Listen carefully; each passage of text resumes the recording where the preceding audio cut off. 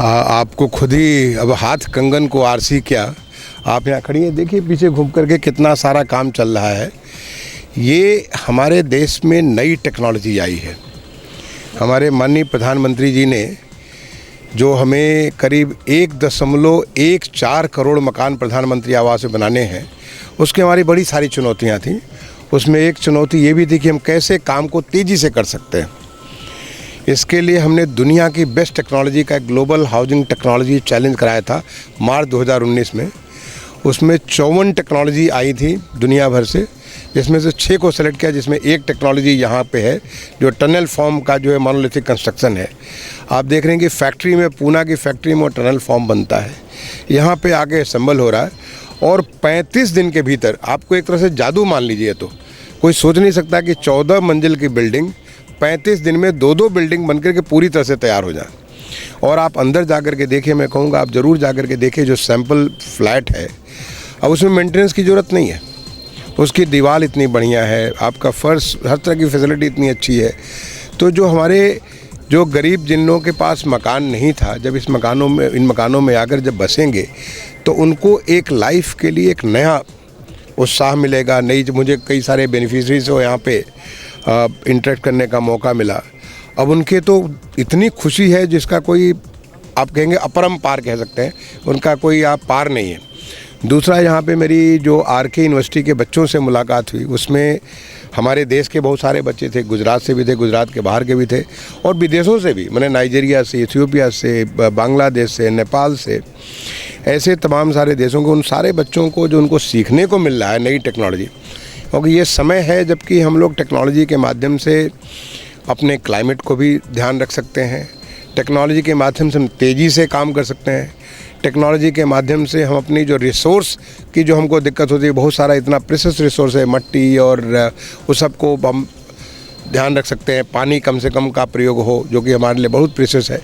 तो इस प्रकार से जो एक साथ तमाम सारी चीज़ों का जो होगा, और सबसे बड़ी चीज़ है कि ये इतना सारा मकान आज जो बन रहा है, तो यहाँ पे केवल मकान नहीं बन रहा है, हम मेक इन इंडिया, देश के लिए आत्मनिर्भर बनाने के लिए एक नई टेक्नोलॉजी हम लोग यहाँ पे प्राप्त कर रहे हैं।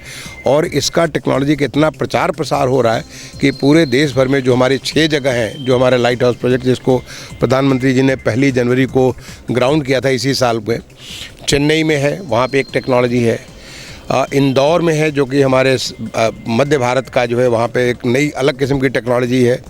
फिर यहाँ पे है, लखनऊ में है जो कि उत्तरी भारत का एक है, रांची में एक, बिल्कुल वो तो बच्चे जो लेगो खेलते हैं, लेगो का गेम होता है कि एक ऊपर एक बनाते चले जाते हैं, वो लेगो जैसे वहाँ पे मकान बन रहे हैं, इतनी तेज़ी से मकान बन रहे हैं। फिर अगरतला में है जो कि नॉर्थ ईस्ट में है। तो ये जो एक पूरे देश में नई टेक्नोलॉजी की बात हुई है और उससे हमारे बच्चों में एक नया उत्साह, वो भी नई नई टेक्नोलॉजी पे काम कर रहे हैं। अभी हाल में 5 अक्टूबर को लखनऊ में आज़ादी का अमृत महोत्सव में जो देश में 75 नई टेक्नोलॉजी आई हैं कंस्ट्रक्शन की पिछले 2-3 सालों में, उनका एक प्रदर्शनी थी और मुझे देख के खुशी हुई कि इतने सारे नई नई चीज़ें बन रही हैं।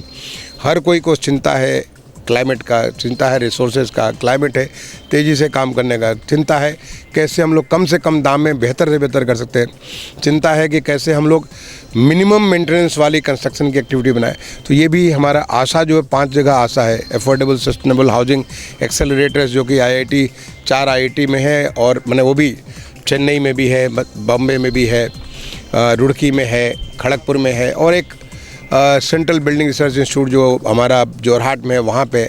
तो ये हम एक नई किस्म की बिल्डिंग मटेरियल है, बिल्डिंग प्रोसेस है, पूरा कंस्ट्रक्शन की इंजीनियरिंग है, इसके बारे में नए नए काम कर रहे हैं। ये हमारे एक नए भारत के लिए, जो देश का जो आगे आने वाला समय है, वो हमको बताता है कि हम कैसे आगे बढ़ेंगे। तो ये चीज़ जो है, हाँ, आपको एक नज़ारा दिखा और मुझे ज़्यादा कहने की ज़रूरत नहीं है।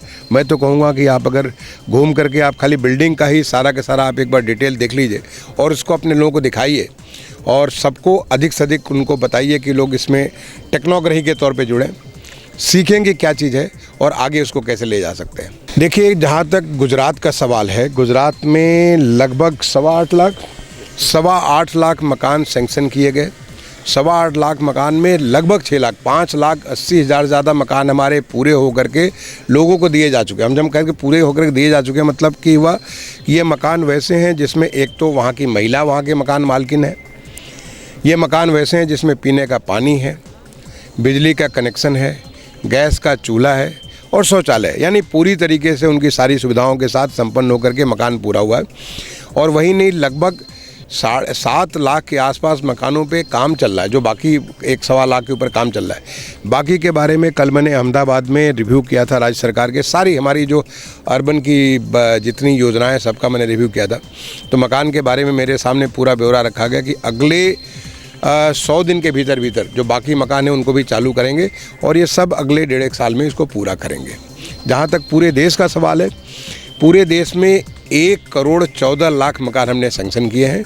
1,14,00,000 मकान के अगेंस्ट आज की डेट में करीब 52 लाख से ज़्यादा मकान हमारे पूरे हो चुके हैं। जैसे गुजरात का मैंने बोला, देश के कोने कोने में, मैं भारत सरकार का सचिव हूँ और मैं पूरे देश में घूमता रहता हूँ।